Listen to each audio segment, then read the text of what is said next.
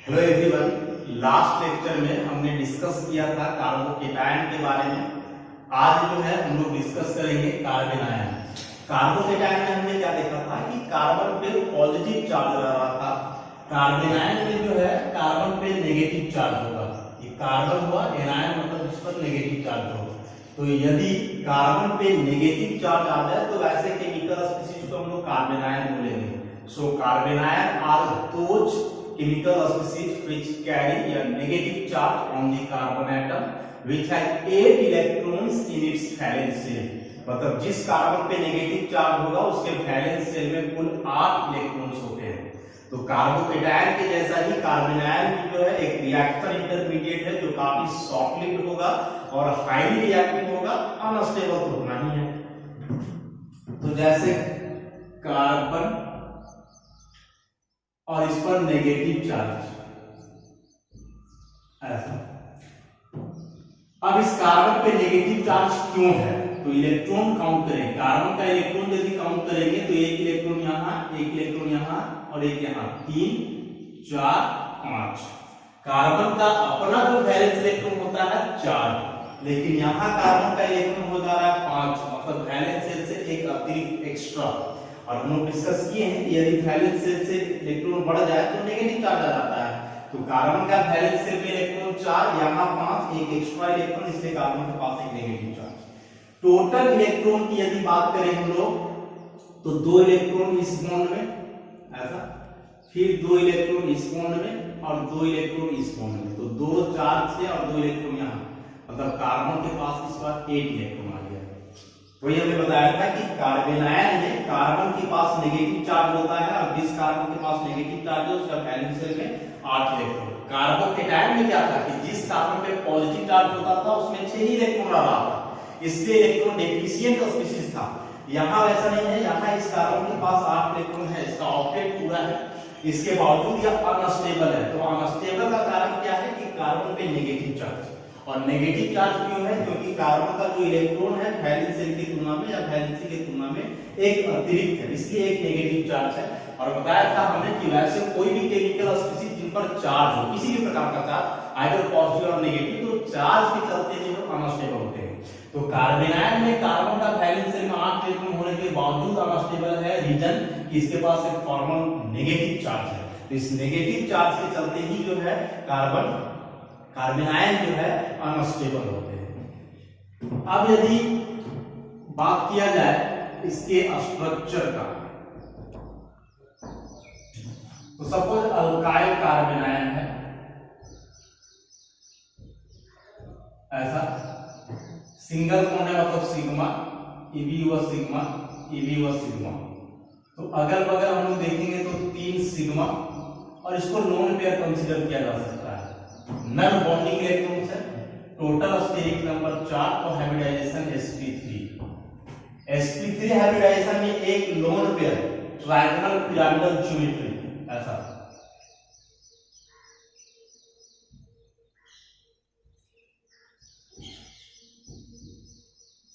Trigonal pyramidal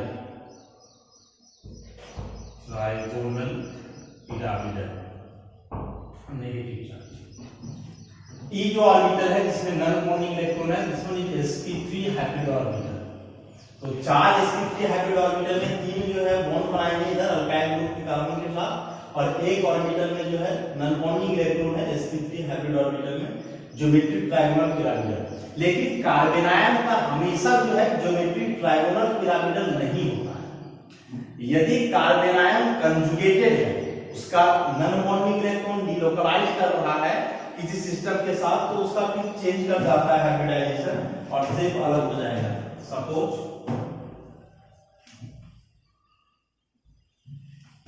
यदि इस type का कार्बन आयन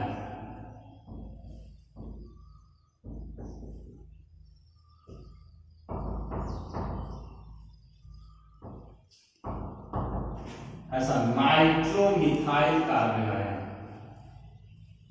नाइट्रोमिथाइल कार्बन आयन ऐसा कार्बन आयन। तो इस केस में ऐसा नहीं, तो इस केस में जो इसका नॉन बॉन्डिंग इलेक्ट्रॉन है वो डिलोकलाइज करता है। ये दोनों इलेक्ट्रॉन जो है आकर के यहां शिफ्ट होगा और इसके एक इलेक्ट्रॉन को यहां से हटा दिया जाएगा, मतलब ऐसा। CH2 double bond N and single bond minus, ऐसा हो जाएगा। अब यदि इस कार्बन के हाइड्रोजन की बात करें तो कार्बन दो हाइड्रोजन से जुड़ा हुआ है ऐसा, ये दो हाइड्रोजन से जुड़ा हुआ है, इधर डबल बॉन्ड है तो सिग्मा सिग्मा सिग्मा 5। अब इस कार्बन के अगर बगल तीन ही सिग्मा है तो अब इसका हाइड्रोजन हो जाएगा sp2 ऐसा, और इसका शेप जो है ट्रायंगुलर प्लैनर के रूप में हम लोग दिखाएंगे, ट्रायंगुलर प्लैनर ऐसा। तो नॉर्मल कार्बन आयन जो है उसमें कार्बन का हाइब्रिडाइजेशन sp3 ट्रायंगुलर पिरामिड, लेकिन यदि कार्बन आयन का नन बॉन्डिंग इलेक्ट्रॉन कंजुगेशन में हो, मतलब डिलोकलाइजेशन में हो, तो उस केस में उस कार्बन का हाइब्रिडाइजेशन चेंज कर जाएगा, sp2 हो जाएगा हाइब्रिडाइजेशन, और उस आधार पे जो है शेप हम लोग ट्रायंगुलर प्लैनर के रूप में कंसीडर करेंगे। अब बात करें हम लोग कार्बन आयन के क्लासिफिकेशन का, तो जैसे कार्बोकेटायन में क्लासिफिकेशन हमने देखा था कि क्लासिफिकेशन वहां पॉजिटिव चार्ज के आधार पर किया जा रहा था कि पॉजिटिव चार्ज किस कार्बन पे है, 1 degree 2 degree 3 degree benzylic carbon allylic carbon. Same चीज जो है कार्बन आयन में भी है कि नेगेटिव चार्ज जो है किस टाइप के कार्बन पर है, उसी के आधार पर इसका क्लासिफिकेशन है। जैसे यदि नेगेटिव चार्ज मिथाइल कार्बन पे है ऐसा, कार्बन के अगर में कोई कार्बन नहीं, 0 डिग्री हो जाएगा। वैसे यदि यहां है कार्बन के बगल में एक कार्बन अल्काइल ग्रुप वाला, मतलब 1 डिग्री हुआ तो इसको 1 डिग्री कार्बन आयन बोलेंगे।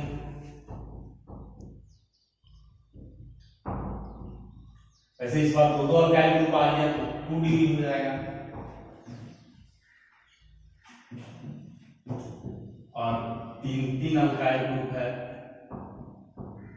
तो ये 3 डिग्री हो जाएगा। तो नेगेटिव चार्ज जिस कार्बन पे है, नेगेटिव चार्ज यदि 3 डिग्री कार्बन पे है तो 3 degree carbon ion, 2 degree carbon पे है तो 2 डिग्री कार्बन आयन, और 1 डिग्री कार्बन पे है तो 1 डिग्री। वैसे मिथाइल पे है तो इसको हम लोग बोलेंगे 0 डिग्री, मतलब ये 1 डिग्री कार्बन हुआ, ये 2 डिग्री हुआ, ये 3 डिग्री हुआ। वैसे ही यदि नेगेटिव चार्ज एलाइलिक कार्बन पे हो ऐसा, एलाइलिक कार्बन पे हो इस तरह से, तो एलाइल कार्बन आयन कहलाएगा, एलाइल कार्बन आयन। और वैसे यदि बेंजाइलिक कार्बन पे हो यहां तो ये benzyl carbon ion, benzyl carbon ion. तो ऐसा क्लासिफिकेशन है कार्बन आयन का, सेम है कार्बोकेटायन के जैसा ही है, वहां पॉजिटिव चार्ज था, यहां जो है सो नेगेटिव चार्ज। अब हम लोग देखेंगे कार्बन आयन का स्टेबिलिटी, कैसे जो है कार्बन आयन का स्टेबिलिटी को।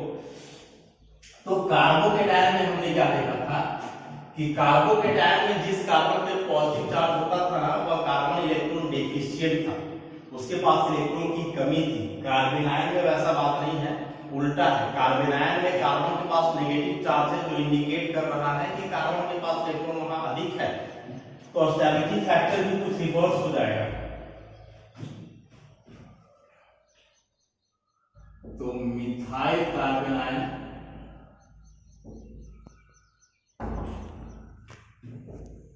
फिर 1 डिग्री कार्बन आयन, फिर 2 डिग्री कार्बन आयन, और लास्ट में 3 degree carbon ion. 0 degree, 1 degree, 2 degree, और ये हुआ 3 डिग्री।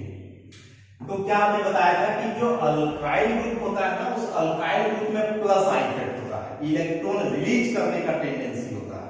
तो हम लोग यहाँ ऑब्जर्व क्या करेंगे कि मिथाइल जो 0 डिग्री है, इसमें इस कार्बन के अगर बगल में कोई इलेक्ट्रॉन डोनेटिंग ग्रुप नहीं है, हाइड्रोजन है, तो इसका प्लस आई इफेक्ट बहुत कम होता है। लेकिन यहाँ जो अल्काइल ग्रुप है तो सब अल्काइल ग्रुप का प्लस आई इफेक्ट होता है, मतलब ये अल्काइल ग्रुप क्या करेगा, अपना इलेक्ट्रॉन डोनेट करेगा कार्बन के तरफ। अरे तो कार्बन के पास पहले से एक्स्ट्रा इलेक्ट्रॉन है और फिर इधर से इलेक्ट्रॉन मिल रहा है, तो इसका इलेक्ट्रॉन डेंसिटी बढ़ेगा।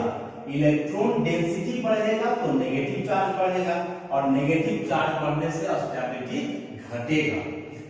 अब ई वाला फैक्टर जो है यहाँ और ज्यादा है, यहाँ इसको दो तरफ से इलेक्ट्रॉन मिलेगा, तो इसका इलेक्ट्रॉन डेंसिटी और ज्यादा बढ़ेगा। नेगेटिव चार्ज चार्ज भी और ज्यादा बढ़ जाएगा तो स्टेबिलिटी उतना ही घट जाएगा। और 3 डिग्री में हम लोग देखें तो यहाँ इसको तीनों तरफ से इलेक्ट्रॉन मिलेगा, तो यहाँ नेगेटिव चार्ज का मैग्नीट्यूड सबसे अधिक होगा। मतलब कार्बन आयन में क्या है कि 3 डिग्री कार्बन आयन जो है वो सबसे कम स्टेबल रीजन, इसमें नेगेटिव चार्ज का मैग्नीट्यूड सबसे अधिक हो जाएगा। तो कार्बन आयन का स्टेबिलिटी ऑर्डर की बात करें तो रिवर्स हो जाएगा, सबसे ज्यादा 0 डिग्री, इससे कम 1 डिग्री, इससे भी कम 2 डिग्री और सबसे कम स्टेबल 3 डिग्री। कार्बोकेटायन का जस्ट रिवर्स ऑर्डर है। कार्बोकेटायन में 3 डिग्री सबसे ज्यादा स्टेबल हो रहा था, फिर 2 डिग्री 1 डिग्री 0 डिग्री, लेकिन कार्बन आयन में उल्टा हो गया। कार्बन आयन में जो है 0 डिग्री मतलब मिथाइल कार्बन आयन सबसे ज्यादा स्टेबल। क्यों? क्योंकि यहाँ कार्बन के पास इलेक्ट्रॉन डेंसिटी ज्यादा है, तो ज्यादा है तो यदि इस कार्बन से कोई इलेक्ट्रॉन लेने वाला ग्रुप जुड़ा हुआ रहे तभी स्टेबल बनेगा, लेकिन यदि यहाँ कोई इलेक्ट्रॉन डोनेटिंग ग्रुप आ जाए तो इसका स्टेबिलिटी जो है सो डिक्रीज कर जाएगा। जैसे मान लीजिए कंपेयर करने के लिए आ जाए ऐसा CH3 CH2 और एक आ जाए NO2 CH2, ethyl carbon ion और ये नाइट्रोमिथाइल कार्बन आयन, कि दोनों में कौन ज्यादा स्टेबल है ऐसा। तो इतना स्पीशीज तो दोनों में सेम है, CH2 पर माइनस CH2 पर माइनस। अब यहाँ जो CH3 लिखा हुआ है जिसमें प्लस आई है, मतलब ये इलेक्ट्रॉन डोनेटिंग ग्रुप है, अपना इलेक्ट्रॉन देगा इसके तरफ। लेकिन नाइट्रोमिथाइल की बात करें तो यहाँ जो है नाइट्रो का दो चीज है, नाइट्रो में तो माइनस आई होगा ही क्योंकि नाइट्रोजन का इलेक्ट्रोनेगेटिविटी कार्बन से ज्यादा है, और साथ ही माइनस आर इफेक्ट भी होता है इसमें। मतलब करेगा क्या कि NO2 जो है माइनस आई और माइनस आर इफेक्ट दोनों के तहत जो है इसके इलेक्ट्रॉनों को विथड्रॉ करेगा। मतलब NO2 हुआ इलेक्ट्रॉन विथड्रॉइंग ग्रुप और यहाँ CH3 हुआ इलेक्ट्रॉन डोनेटिंग ग्रुप। तो इलेक्ट्रॉन डोनेटिंग ग्रुप आएगा तो इसके कार्बन के चार्ज को बढ़ा करके स्टेबिलिटी को घटा देगा, अनस्टेबल। और यदि उससे इलेक्ट्रॉन विथड्रॉइंग ग्रुप जुड़ा हुआ है तो क्या करेगा, कार्बन के इलेक्ट्रॉन को लेकर के इसका नेगेटिव चार्ज को कम कर देगा, उसका स्टेबिलिटी को बढ़ा देगा। तो इसके तुलना में जो है ये ज्यादा स्टेबल हो जाएगा नाइट्रोमिथाइल। तो यही फैक्टर याद रखना है कि कार्बन आयन में यदि कार्बन इलेक्ट्रॉन विथड्रॉइंग ग्रुप से जुड़ा हुआ है तो स्टेबिलिटी बढ़ जाएगा, और यदि इलेक्ट्रॉन डोनेटिंग ग्रुप से जुड़ा हुआ है तो स्टेबिलिटी उसका जो है डिक्रीज कर जाएगा। और यह सारा बात जो है कार्बोकेटायन का जस्ट रिवर्स है, क्योंकि वहां कार्बन पे पॉजिटिव चार्ज था, यहाँ नेगेटिव, तो चार्ज ही अपोजिट है तो सारा बात जो है अपोजिट हो जाएगा। फिर हम बात करें एलाइल और बेंजाइल कार्बन आयन की। एलाइल और बेंजाइल कार्बन आयन में हमने देखा था या कार्बोकेटायन में कि रेजोनेंस इफेक्ट ऑपरेट हो रहा था। सेम चीज यहां भी होने वाला है। यदि एलाइल ले लें ऐसा एलाइल कार्बन आयन, तो यहां भी रेजोनेंसी होगा, ये 2 इलेक्ट्रॉन यहां आ जाएगा और ये 2 इलेक्ट्रॉन यहां ऐसा। CH2 2 इलेक्ट्रॉन नेगेटिव चार्ज, फिर CH डबल बॉन्ड CH2। अब लग रहा होगा कि एक कार्बन से नेगेटिव चार्ज हटा दूसरे पे आ गया तो फिर स्टेबल कैसे हुआ। तो दोनों का हम लोग हाइब्रिड बना करके देखें। ये दोनों का हाइब्रिड यदि बनाएंगे तो ये CH2 CH CH2 ऐसा। तो इस स्ट्रक्चर में डबल बॉन्ड लेफ्ट साइड है, इसमें डबल बॉन्ड राइट साइड आ गया, तो पार्शियल डबल बॉन्ड इधर देंगे, पार्शियल डबल बॉन्ड इस तरफ देंगे। इसमें नेगेटिव चार्ज इस कार्बन पे राइट साइड वाला पे, इसमें नेगेटिव चार्ज लेफ्ट साइड वाला पे, तो पार्शियल नेगेटिव यहां और पार्शियल नेगेटिव यहां। तो अब क्या देख रहे हैं कि ई दोनों स्ट्रक्चर में कार्बन पे कंप्लीट नेगेटिव चार्ज है, फुल नेगेटिव चार्ज, लेकिन ई दोनों में जो है पार्शियल नेगेटिव चार्ज आ गया, मतलब नेगेटिव चार्ज का मैग्नीट्यूड डिक्रीज कर गया। ये फुल नेगेटिव चार्ज करने का मतलब कि इसका वैल्यू कितना हुआ 1.6 into 10 का पावर माइनस 19 कूलम, और यहाँ पार्शियल मतलब इसका वैल्यू जो है इससे कम होगा 1.6 into 10 का पावर माइनस 19 कूलम से कम। तो चार्ज का मैग्नीट्यूड जो है डिक्रीज कर गया, मैग्नीट्यूड डिक्रीज कर गया, इसका मतलब इसका स्टेबिलिटी जो है सो इंक्रीज कर गया। तो डीलोकलाइजेशन से जो है चार्ज का मैग्नीट्यूड डिक्रीज करने से स्टेबिलिटी सिस्टम का बढ़ता है। सेम चीज हम लोग बेंजाइल में भी देख सकते हैं। बेंजाइल कार्बन आयन में भी यही बात होगा। तो हमने क्या बताया था कि यदि बेंजीन में कोई वैसा ग्रुप जुड़ा हुआ हो जिसमें लोन पेयर हो या नेगेटिव चार्ज, तो ऐसे ग्रुप को हम बोलेंगे इलेक्ट्रॉन डोनेटिंग ग्रुप। और यदि बेंजीन रिंग में इलेक्ट्रॉन डोनेटिंग ग्रुप लगा हुआ रहे तो वह अपना इलेक्ट्रॉन डोनेट करेगा बेंजीन रिंग की तरफ और बोलेंगे कि इसमें कैसा इफेक्ट है, प्लस आर इफेक्ट, ऐसा। तो ई अपना दोनों इलेक्ट्रॉन देगा इधर और ई इलेक्ट्रॉन इधर आ जाएगा। रेजोनेंस से हम लोग ऑपरेट करेंगे तो डबल बॉन्ड CH2, ये दो इलेक्ट्रॉन नेगेटिव, और ऐसे डिलोकलाइजेशन करते जाना है जैसा रेजोनेंस में हमने पढ़ा है। ये डबल बॉन्ड CH2, फिर यहाँ और यहाँ,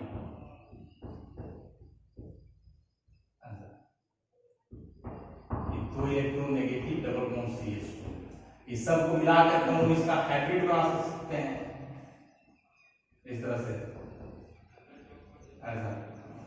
पार्शियल नेगेटिव यहाँ, पार्शियल नेगेटिव बेंजीन में, तो नेगेटिव चार्ज का मैग्नीट्यूड डिक्रीज कर गया, यहाँ कंप्लीट नेगेटिव है और यहाँ पार्शियल नेगेटिव है। तो एलाइल और बेंजाइल जिसमें भी पाई बॉन्ड आ जाए या पाई इलेक्ट्रॉन आ जाए उसमें स्टेबिलिटी हम लोग रेजोनेंस के थ्रू देखते हैं। तो रेजोनेंस के थ्रू आइदर कार्बोकेटायन हो या कार्बन आयन, दोनों में स्टेबिलिटी ऑर्डर सेम होगा। यहाँ भी हम लोग देख रहे हैं कि फिनाइल रिंग में जो है या बेंजीन रिंग में इलेक्ट्रॉन का डिलोकलाइजेशन हो रहा है। एक फिनाइल रिंग है जिसका स्ट्रक्चर बना इधर 1 2 3। तो मान लीजिए यदि ऐसा सिस्टम है, ऐसा सिस्टम मतलब कि दो दो बेंजीन का रिंग, फिनाइल लिखते हैं शॉर्ट में सुन लो,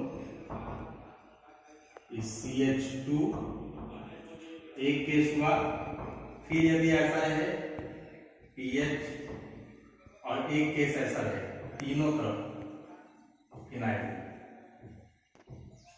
ऐसा। डिग्री यदि देखेंगे तो ये हो जाएगा 1 डिग्री, ये हो जाएगा 2 डिग्री और ये हो जाएगा 3 डिग्री। तो उस हिसाब से तो 1 डिग्री सबसे ज्यादा स्टेबल होगा जैसे यहाँ हमने डिस्कस किया था। लेकिन यहाँ वैसा नहीं है, क्योंकि फिनाइल मतलब बेंजीन रिंग आ गया, फिनाइल जिसको बोलते हैं बेंजीन रिंग के लिए आता है। तो यहाँ एक बेंजीन है, यहाँ दो दो बेंजीन है, यहाँ तीन तीन, और अभी हमने यहाँ क्या देखा कि एक बेंजीन रिंग है तो उसका 3 रेजोनेटिंग स्ट्रक्चर बना और एक ओरिजिनल 4।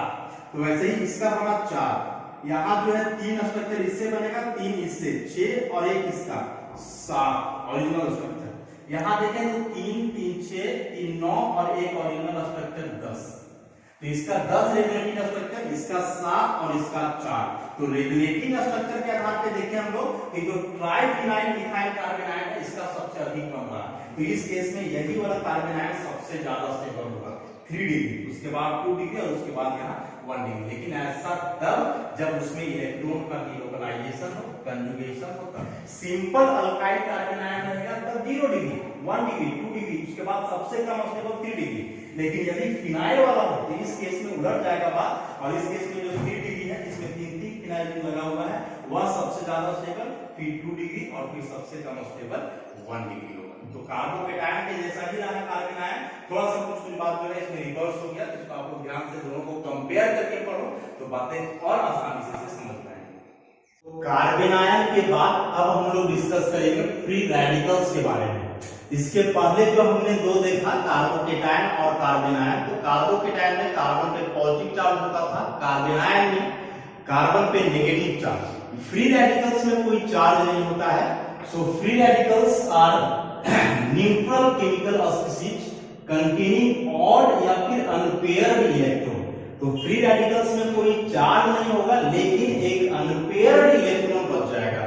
तो यदि कोई केमिकल स्पीशीज में एक सिंगल अनपेयर्ड इलेक्ट्रॉन बचा हुआ है तो वैसे स्पीशीज को फ्री रेडिकल्स बोला जा सकता है। जैसे हाइड्रोजन के पास एक सिंगल इलेक्ट्रॉन है तो हाइड्रोजन फ्री रेडिकल, एक क्लोरीन रेडिकल हुआ, ब्रोमीन रेडिकल, अल्काइल ग्रुप में है तो अल्काइल फ्री रेडिकल, एराइलिक कार्बन पे है तो एराइल फ्री रेडिकल, और वैसे ही यदि बेंजाइल कार्बन पे है तो benzyl free radical. So free radicals are those chemical species which contain an odd electron या फिर अनपेयर्ड इलेक्ट्रॉन। अब वो अनपेयर्ड या ऑड इलेक्ट्रॉन कोई दूसरे एलिमेंट में हो सकता है, हाइड्रोजन, क्लोरीन, ब्रोमीन या फिर कार्बन पे भी हो सकता है। तो हम लोग जो डिस्कशन करेंगे इसमें वह कार्बन वाला, कार्बन का मतलब कि अल्काइल, एराइल या फिर बेंजाइल फ्री रेडिकल के बारे में। तो सबसे पहले जो है स्ट्रक्चर की बात करें हम लोग, ऐसा alkyl free radical, alkyl free radical ऐसा इस तरह से। तो कार्बन के अगल बगल 3 बॉन्ड, तो 3 बॉन्ड कहने का मतलब 2 इलेक्ट्रॉन इसमें, 2 इलेक्ट्रॉन इसमें और ये 2 इलेक्ट्रॉन इसमें। तो 2 4 6 और 1 इलेक्ट्रॉन यहां बच गया, अनपेयर्ड इलेक्ट्रॉन, अनपेयर्ड इलेक्ट्रॉन। तो टोटल इलेक्ट्रॉन कार्बन का हुआ 7। कार्बोकेटायन में कार्बन के पास 6 इलेक्ट्रॉन था, मतलब 8 से कम। हम लोग को कितना ही नहीं देखना है, 8 को बॉर्डर मानते हुए देखना है कि 8 से कम, 8 से ज्यादा या 8 के बराबर। तो कार्बोकेटायन में इलेक्ट्रॉन 8 से कम था, 6 इलेक्ट्रॉन। कार्बेनायन में इलेक्ट्रॉन 8 के बराबर था। लेकिन यहाँ जो फ्री रेडिकल हम लोग देख रहे हैं, इसमें कार्बन के पास 7 इलेक्ट्रॉन है। 7 करने का मतलब कि यहाँ भी 8 से कम ही आ गए कार्बोकेटायन की जैसे। बस अंतर इतना है कि कार्बोकेटायन में कार्बन के पास 6 इलेक्ट्रॉन था, 2 इलेक्ट्रॉन उसको और चाहिए था ऑक्टेट पूरा करने के लिए। फ्री रेडिकल में कार्बन के पास 7 इलेक्ट्रॉन है, जिसको एक ही इलेक्ट्रॉन और चाहिए ऑक्टेट पूरा करने के लिए। ओवरऑल देखें तो carbocation and free radical both are electron deficient chemical species, दोनों के पास इलेक्ट्रॉन की डेफिशिएंसी है।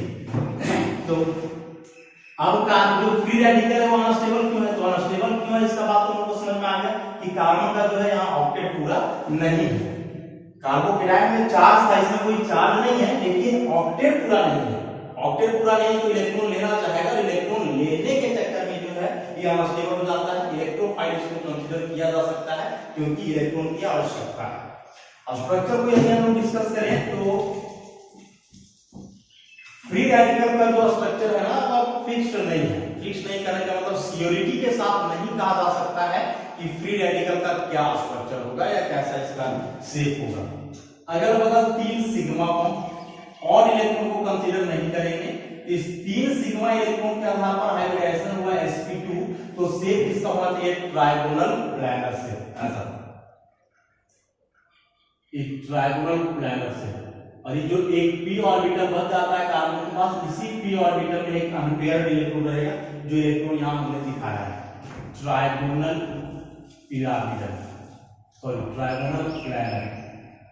लेकिन मोस्ट केसेस में जो है ना फ्री रेडिकल का ज्योमेट्री जो है स्ट्रक्चर वह ट्रायगोनल पिरामिडल भी होता है, मतलब इस कार्बन का एलिमेंट ऐसा भी हो सकता है, एक ही और इलेक्ट्रॉन और बाकी 3 बॉन्ड इस तरह से ट्रायगोनल पिरामिडल ऐसा। तो यह बात कंफर्मेशन के साथ नहीं कहा जा सकता है कि फ्री रेडिकल का कैसा ज्योमेट्री होगा, ट्रायगोनल प्लैनर या ट्रायगोनल पिरामिडल। हाइब्रिडाइजेशन के अनुसार देखेंगे तो ट्रायगोनल प्लैनर, लेकिन बहुत सारे रिएक्शंस में ऐसा ऑब्जर्वेशन है कि फ्री रेडिकल का जो ज्योमेट्री है ट्रायगोनल पिरामिडल के रूप में भी होता है। तो इसका इंट्रोडक्शन हुआ फ्री रेडिकल का। अब इसके हम स्टेबिलिटी की बात करें तो अभी हमने जिक्र किया कि जो फ्री रेडिकल है जस्ट लाइक कार्बोकेटायन, दोनों इलेक्ट्रॉन डेफिशिएंट केमिकल स्पीशीज हैं। तो जैसा स्टेबिलिटी ऑर्डर फॉलो हो रहा था कार्बोकेटायन का, वही स्टेबिलिटी ऑर्डर आएगा फ्री रेडिकल के लिए भी। मतलब कार्बोकेटायन में जो है सबसे ज्यादा स्टेबल था 3 डिग्री, उससे कम 2 डिग्री, उससे कम 1 डिग्री, सबसे कम 0 डिग्री। सेम केस यहाँ जो है फ्री रेडिकल में भी ऐसा।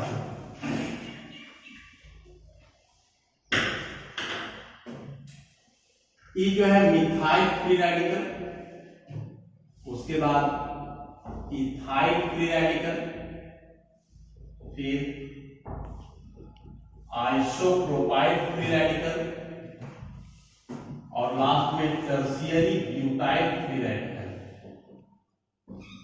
Tertiary butyl free radical 3 degree carbon है, ये 2 डिग्री कार्बन होगा, 1 डिग्री कार्बन, ये 0 डिग्री कार्बन।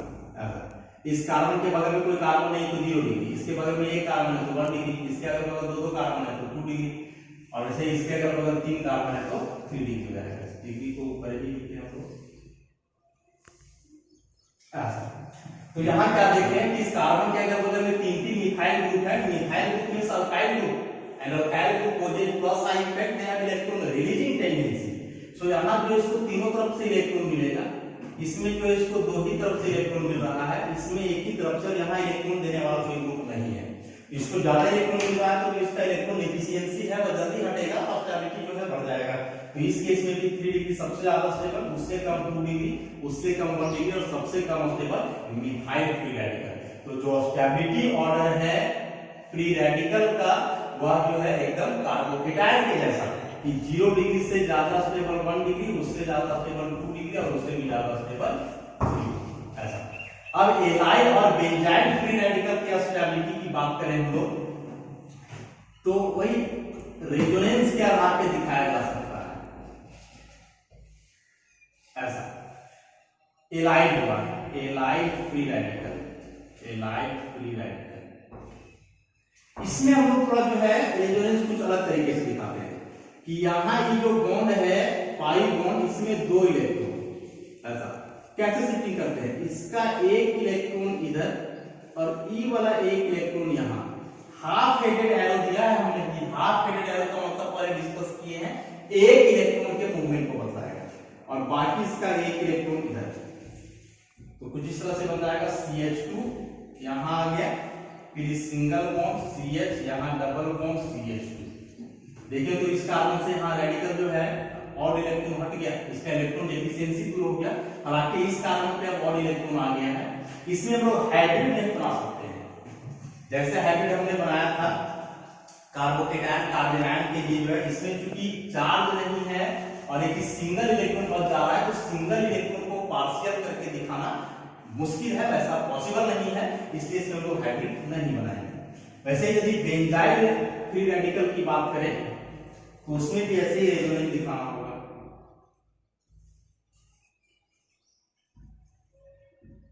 ऐसा CH2 और एक और इलेक्ट्रॉन, कैसे इसमें दिखाएंगे हम लोग, क्योंकि यहाँ जो ग्रुप लगा हुआ है वह इलेक्ट्रॉन डेफिशिएंट ग्रुप है, इसके पास इलेक्ट्रॉन की कमी है।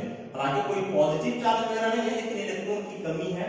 तो यहाँ हम लोग ऐसे दिखा सकते हैं कि इसका एक इलेक्ट्रॉन आ जाएगा यहाँ पे ऐसा, और ये बेंजीन रिंग का जो पाई है इसका एक इलेक्ट्रॉन चला जाएगा यहाँ और बाकी एक इलेक्ट्रॉन इस कार्बन में, ऐसा इस तरह से दिखा सकते हैं। तो यहाँ हो जाएगा डबल बॉन्ड CH2 ऐसा, और यहाँ इस कार्बन का आ जाएगा एक और इलेक्ट्रॉन। चार्ज कुछ नहीं आएगा क्योंकि कार्बन में एक हाइड्रोजन है, तो इस कार्बन का इलेक्ट्रॉन काउंट करें तो 1 2 3 और एक यहाँ 4 वैलेंसी के बराबर है, तो वैलेंसी के बराबर इलेक्ट्रॉन है, इसलिए कोई चार्ज हम लोग यहाँ नहीं देंगे। फिर आगे इसको ऐसे ही बढ़ाते जाना है कि यहाँ जो है इसका एक इलेक्ट्रॉन को इसमें करते हैं, तो इसका एक इलेक्ट्रॉन और ई वाला इलेक्ट्रॉन आ जाएगा। हाफ हेडेड एरो इस्तेमाल करेंगे यहाँ, तो इस तरह से स्ट्रक्चर बन जाएगा, यहाँ डबल बॉन्ड, यहाँ डबल बॉन्ड, एक इलेक्ट्रॉन इस जगह पे आ जाएगा, डबल बॉन्ड CH। फिर इसको ऐसे ही जो है आगे हम लोग प्रोसीड करते थे। तो स्टेबिलिटी जो है यहाँ याद रखेंगे हमेशा कि यदि अल्काइल हो, तो अल्काइल मतलब कार्बोनायन कार्बोकेटायन रेडिकल कुछ भी हो, तो अल्काइल वाला केस में हम लोग स्टेबिलिटी जनरली डिस्कस करते हैं इंडक्टिव इफेक्ट को लेकर के। लेकिन यदि एलाइल और बेंजाइल हो तो उस केस में जो स्टेबिलिटी डिस्कस किया जाता है वह रेजोनेंस को लेकर के। तो इस तरह से आज हमने डिस्कस किया कार्बोनायन और फ्री रेडिकल्स के बारे में, कार्बोकेटायंस के बारे में लास्ट क्लास में हमने देखा था। तो ये जो सभी रिएक्शन इंटरमीडिएट्स हैं, रिएक्शन जब आगे हम लोग चैप्टर में पढ़ेंगे तो वहां समझ में आएगा कि रेडिकल्स कैसे जेनरेट होते हैं, या फिर जो रिएक्शन इंटरमीडिएट्स हैं इनका फॉर्मेशन कैसे होता है, और रिएक्शन कैसे जो है आगे प्रोडक्ट में कन्वर्ट होते हैं या रिएक्टिविटी वगैरह को कैसे प्रभावित करते हैं। धन्यवाद।